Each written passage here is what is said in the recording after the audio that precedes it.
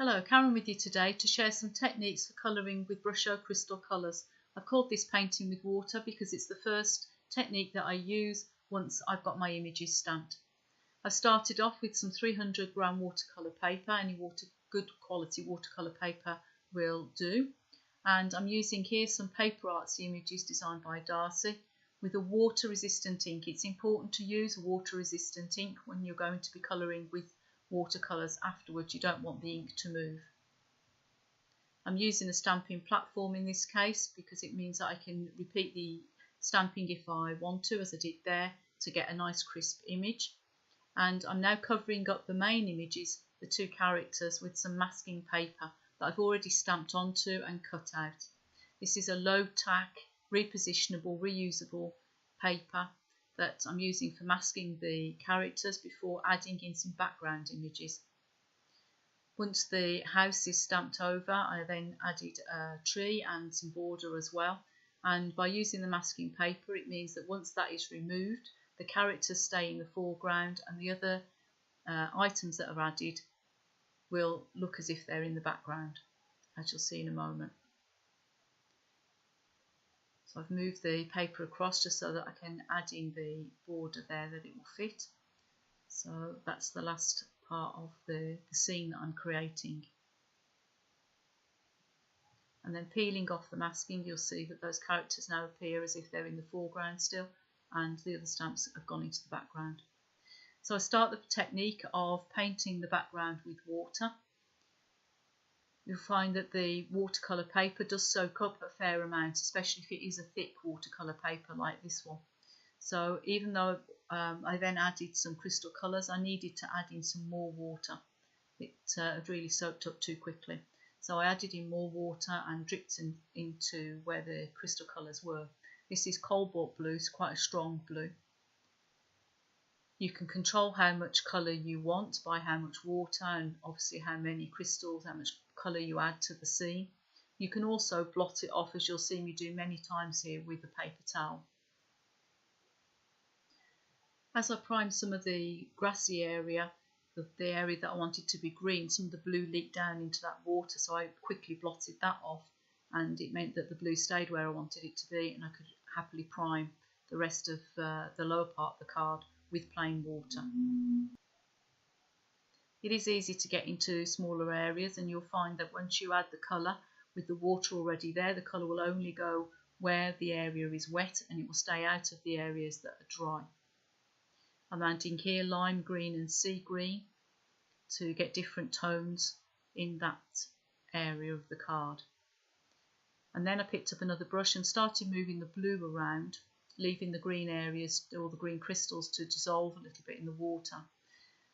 And it's, again, you'll see here, very easy to move around the colour where you want it to be. You can pick up darker tones from where the crystals are and add those into smaller areas. It's easy then to get in with a small brush in between the legs, in between the arms, all around the areas of detail that you have in your image.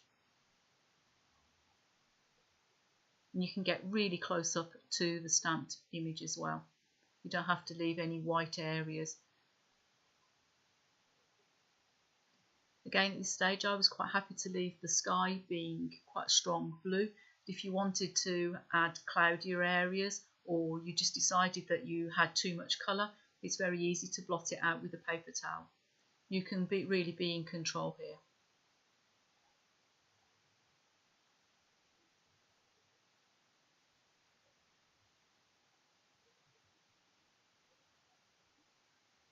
Once I was happy with the blue, I went back to the green areas and again moved the colour around.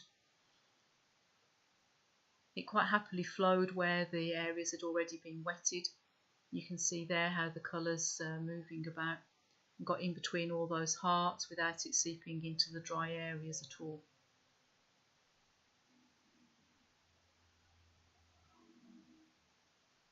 Even though I'm using a fairly thick brush there, it was easy to get in between the legs and all those hearts quite happily.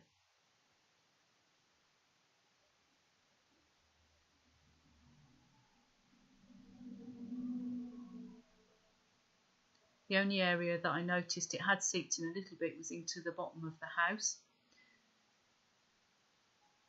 So here I used a smaller brush to add some plain water to dilute that colour and then just blotted it away. I added some water into the tree because that was also a fairly large area, but then I started to use the palette to mix the colours and used some lime green first of all and picked up some of the darker tones from the grass there to add in some details and shading. I continued then to use the palette for the Brusho colours, so really changed technique by adding the colours to the palette and diluting it on there with some water, and then controlling how much colour I wanted to have by how much I diluted it and adding in different tones. Here I'm adding colour to the faces, but I didn't want to make the faces too red. So although I'm using Scarlet Brusho, I've diluted it right down so it's very pale, and then blotting off. You can always add more colour later and you'll get a better idea once it starts to dry of how strong the colour is going to be. Making the scarlet there stronger for the balloon, and then adding some crimson for the heart there, and just adding in different shades of the reds together.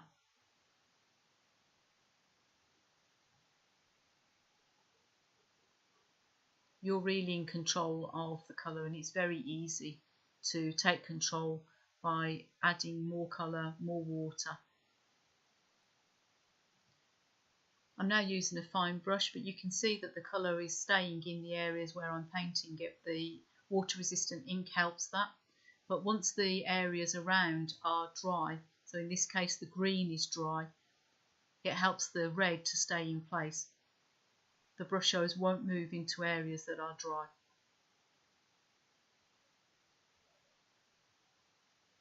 Now I'm using crimson to add more toning, different shades of red on some of the hearts, and while the colour's wet it's easy to push it around.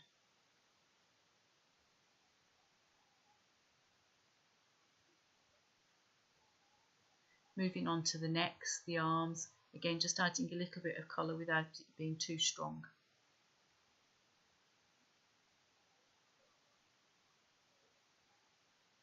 I decided for the house to use a shade of grey. I love the grey that's in the Brushos range. Yeah, I think it's a beautiful colour. Grey may seem boring, but not in this case. And I wanted the house to stay in the background. The characters are the main focus. So I used a grey to do the walls of the house. This leaves me then plenty of scope for adding other colours and helping them to pop against the grey. I diluted down more grey to help with shading the characters and make them more 3D. I think this is a great tip for really bringing your scenes to life.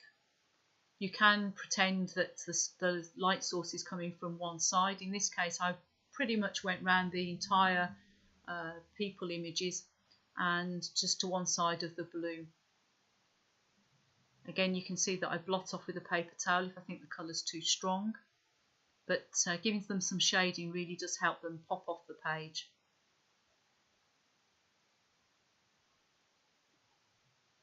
I went on to add the colour into the details of the house, a little bit of blue on the scallop border there. Again, not wanting the house to stand out too much, I decided to also colour the roofing blue. And then move on to stronger colours for the dots of the roof, and adding a bit of colour into the windows, but again adding shading as well.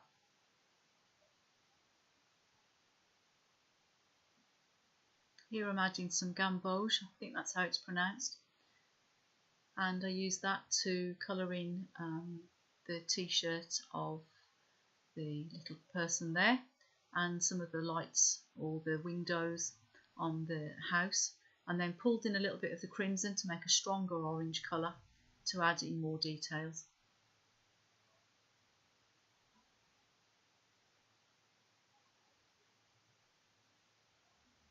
It's very easy on the palette just to mix colours and have the tones that you want.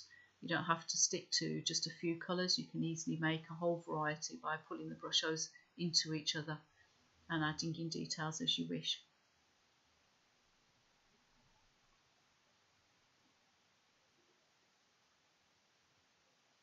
I don't have any set colour scheme here. I'm just adding brushos using the different colours as I want to, as I go along. So I did some yellow ochre this time, and that's the dress of the lady. And again, just adding a bit of toning in to make that a little bit more 3D as well. And here I'm just using some plain water to pull the colour across in the windows. Adding a little bit more shading around the faces. As they dried, I decided they were a little bit pale, so I added in a little bit more colour around the edges of the faces to give them a nice blush without making them too red. A little bit of brown, dark brown brushos for the hair.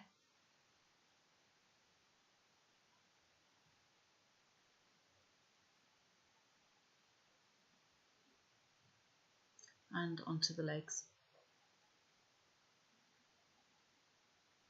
At this point I decided I was pretty well done. Once the seam was coloured and dry completely, I cut it down to size and added it to a card blank. Thanks very much for watching today. There'll be more details below on the YouTube channel.